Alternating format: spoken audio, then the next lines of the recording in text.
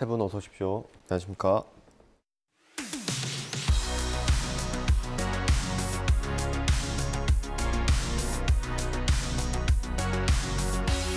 네, 시청자 비평 리뷰 Y 시작합니다. 먼저 조수진 시청자 평가원이 가져오신 오늘의 주제부터 들어보겠습니다.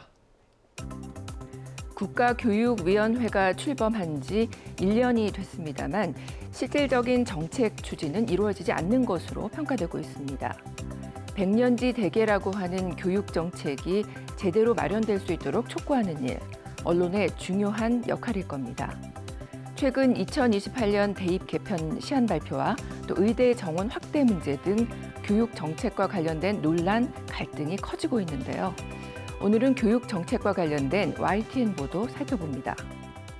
네, 교육과 관련된 기사는 하나부터 열까지 다 조심해야 되고요. 굉장히 민감한 주제들입니다. 관련 기사 어땠는지 먼저 좀 짚어주실까요? 예, 먼저 살펴보고자 하는 보도는요. 대입 개편안 발표와 관련해서 교육부 차관이 직접 스튜디오에 출연해서 앵커의 현안 질문에 대답한 대담입니다. 이 대담은 다른 채널에서는 찾아볼 수 없는 아주 유익한 편성이었다고 기억하는데요.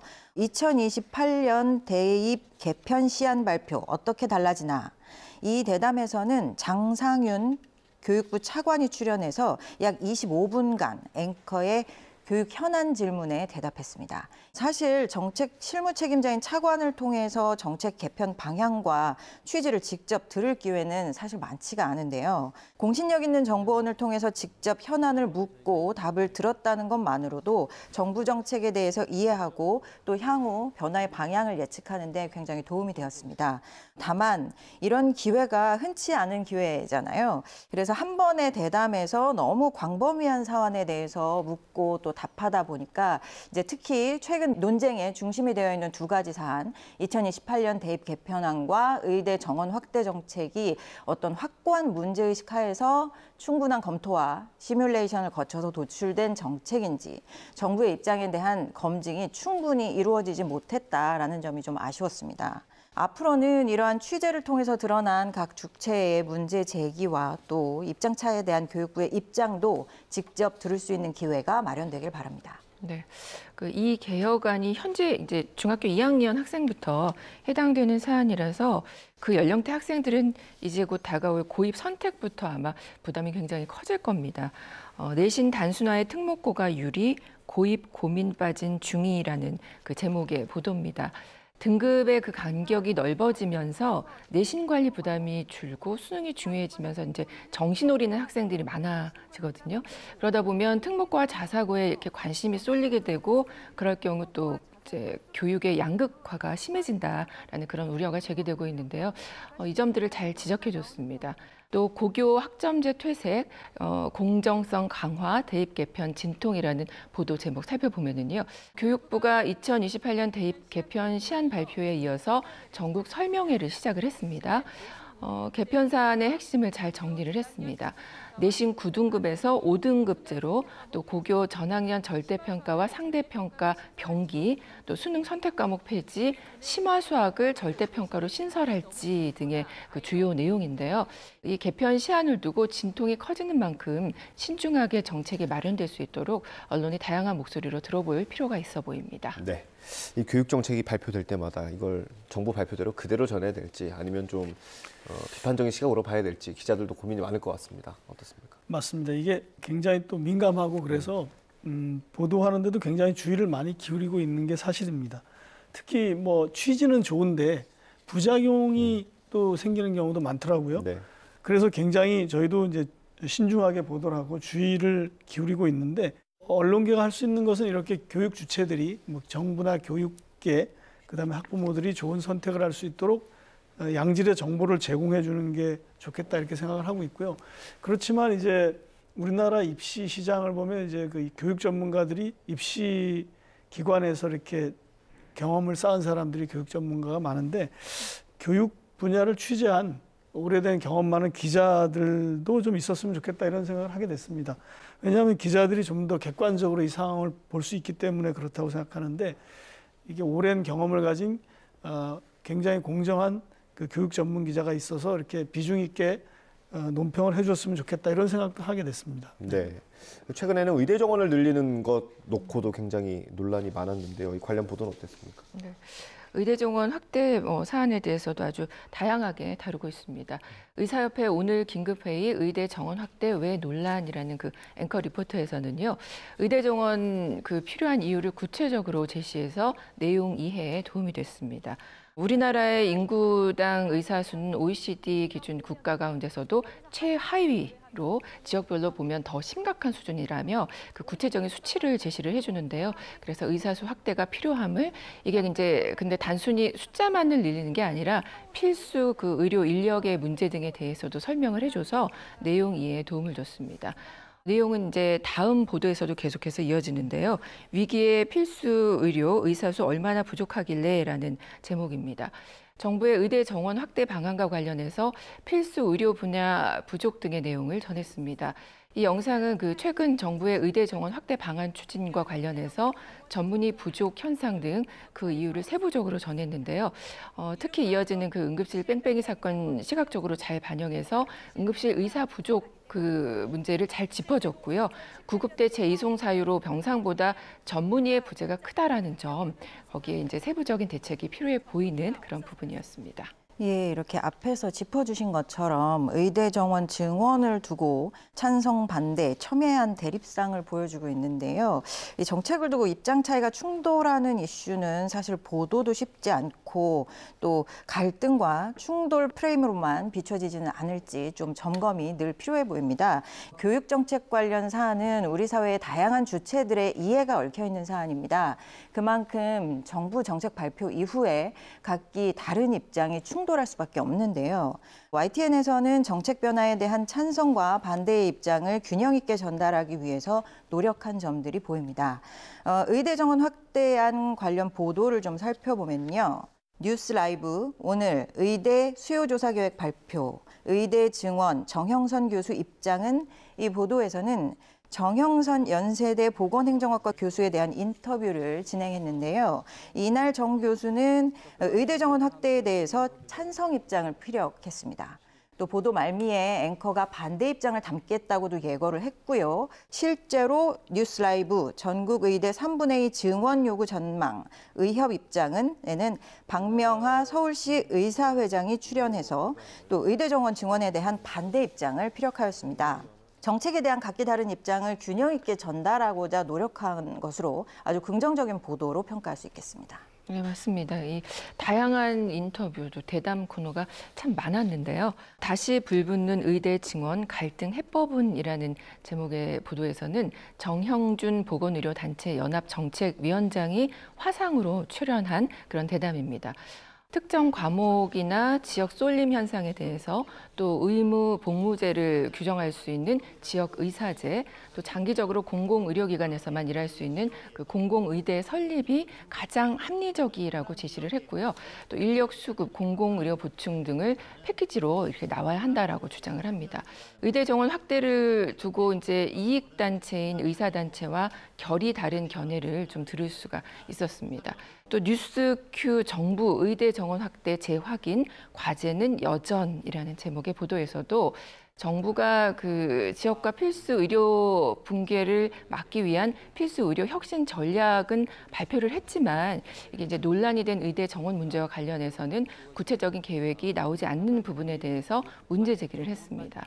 의사협회 측의 의대 정원 그 확대 반대에 이어서 서울대 의대 김윤 교수가 출연해서 의대 정원 확대 찬성 측의 입장을 전달을 했습니다. 의사협회와 정부의 논의에 대해서 밀실에서 합의했다가 나중에 무산시킨 전례를 돌아보고 또 정부가 논의 과정을 투명하게 공개하고 결정의 합리성을 지지하고 이해하도록 만드는 것이 중요하다라고 일러서 그 정부의 일방적 태도나 의사의 이기주의보다 국민적인 합의가 중요하다라는 점을 다시 한번 인식시켰습니다. 네, 어떤 단체끼리 이렇게 이익이 충돌할 때는 좀 균형감을 가지는 게 중요한데 일단 두 분 평가는 좀 괜찮은 것 같습니다, 실장님. 네네, 아유 좋은 평가를 해주셔서 감사드리고요. 뭐 이건 사실 저희가 뭐 당연히 지켜야 될 거고요.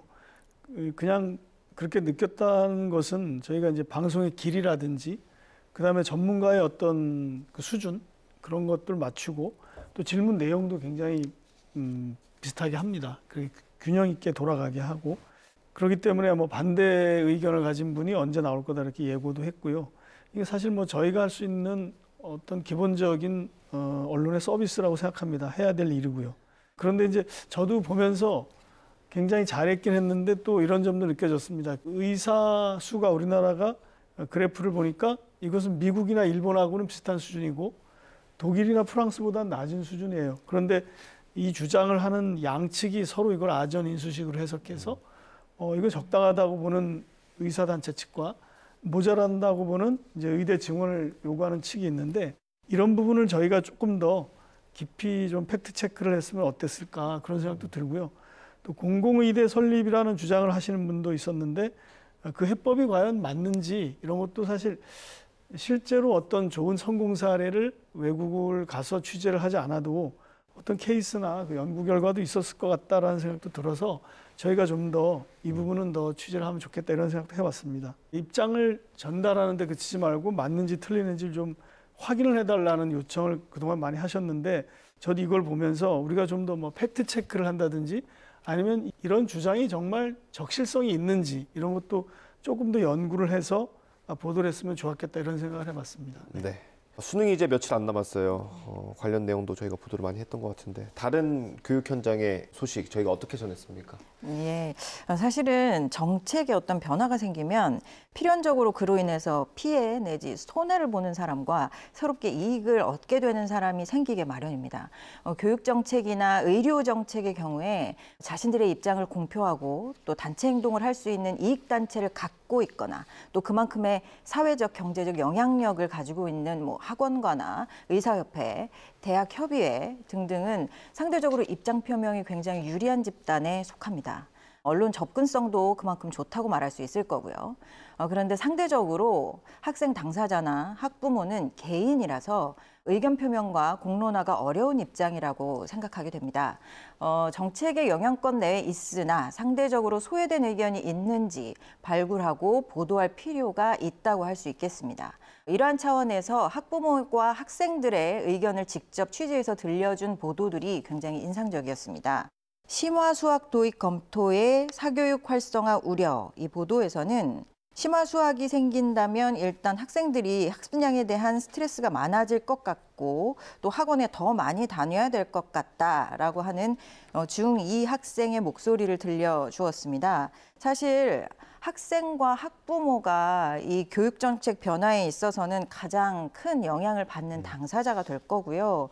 또 그 절대적인 수로 헤아려도 가장 많을 겁니다. 그런데 상대적으로 입장을 피력하고 목소리를 내는 데는 상당히 취약하다고 할 수 있겠습니다. YTN에서 교육정책 관련 취재 보도에서 학생과 학부모의 의견을 더 많이 담아주시길 부탁드립니다. 또 수능 대비 어떻게 하면 좋을지를 다룬 그런 보도도 있었죠. 수능 D-20 복습 개념 정리 무게 둘 때라는 제목의 보도입니다. 올해 이제 수능은 킬러 문항 배제로 새로운 유형의 문제 대비와 또 그에 맞춘 시간 안배가 굉장히 중요해졌다라며 아는 지문이라도 핵심 주제와 논거가 뭔지 다시 살피고 특히 이제 선택지마다 왜 맞고 틀린지를 정확하게 집어 넘어갈 필요가 있음을 구체적으로 알려줘서 실생활에 유용한 교육 정보로 유용했습니다. 얼마 남지 않은 정말 수능 수험생 여러분 건강 관리 잘 하시고요. 최상의 컨디션으로 대비하시기 바랍니다. 예, 이 대한민국처럼 교육열이 높은 사회에서는 교육정책의 작은 변화 조짐에도 입시 관련 심리는 크게 출렁입니다.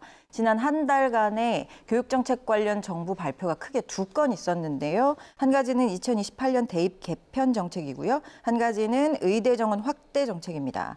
이후 한 달간의 교육 현장의 혼란은 YTN 보도에서만 보더라도 쉽게 찾아볼 수가 있었습니다. 여기서 필요한 언론의 역할을 크게 두 가지로 좀 정리하고 싶은데요. 첫 번째는 정책 검증의 시각으로 정책 제안자에게 질문해야 한다는 겁니다. 두 번째는 정책 변화로 영향을 받는 당사자들의 입장이 충분히 표출되고 수렴되는 공론장 역할이 충족되어야지 됩니다. YTN의 교육정책 관련 보도들이 이러한 역할을 앞으로 기억하시고 잘 수행해 주시길 부탁드립니다. 네. 잠시 뒤에 이어지는 에필로그 Y 시간에 교육부 출입하는 기자, 그러니까 교육 담당 기자가 직접 출연해서 취재 뒷얘기를 들려준다고 합니다. 그것까지 함께 하시면 좋을 것 같고요. 오늘 리뷰 Y 내용 정리 한번 해보겠습니다. 이것만은 꼭 시간입니다. 평가원님부터 한 줄 요약 들어보겠습니다. 교육 정책을 수립하는데 공론장 역할 해내길. 교육은 백년지 대계라고 말합니다. 100년 앞을 내다보는 큰 계획을 수립하고 실행해야 한다라는 의미인데요. 우리의 교육 정책은 아직 갈 길이 멀어 보입니다. 정책 마련의 찬반 입장이 극명하고요. 또 이익단체 간의 논란과 갈등은 심각한 상황입니다. 그럴수록 본질을 찾아 심도 있는 분석 보도가 필요한데 우리 언론은 갈등 그 양상을 전달하는 데만 그치는 것은 아닌지 아쉽습니다. 그리고 정작 의견 주체가 되어야 할 학생과 교사, 학부모의 목소리는 담겨 있지 않습니다. 언론이 정치가와 이익단체 입장만이 아닌 국민의 목소리가 전달될 수 있도록 공론장의 역할을 해주시기 바랍니다. YTN이 백년지대계인 교육 정책이 잘 마련될 수 있도록 그 어느 때보다 언론의 역할을 잘 발휘해 주시길 바랍니다. 네, 이어서 김은정 박사님 한 줄 평 들어보겠습니다. 갈등 프레임을 넘어 정책 검증의 관점으로. 국가정책 변화에는 수많은 공적 자원이 투입되고요. 모든 정책 변화에는 반발과 부작용이 따릅니다. 교육정책은 관련 사회 분야에 영향을 주는 것은 물론 국민 개개인의 삶과 미래에 직접적으로 영향을 미칩니다. 언론은 정책 제안자가 어떤 문제의식을 갖고 정책을 추진하는지, 또 제시한 방안이 그 문제를 해결할 수 있다는 충분한 근거를 갖고 있는지 묻고 또 근거를 요구해야 합니다. YTN 교육정책 관련 보도들이 각기 다른 입장을 분명히 전달하는 데에만 그치지 않고 학생과 학부모의 시각, 그러니까 대다수 국민의 정책 검증 관점으로 집요하게 질문해 주시길 부탁드립니다. 네, 오늘 리뷰와의 순서는 여기서 마치도록 하겠습니다. 세 분 오늘 말씀 잘 들었습니다. 감사합니다.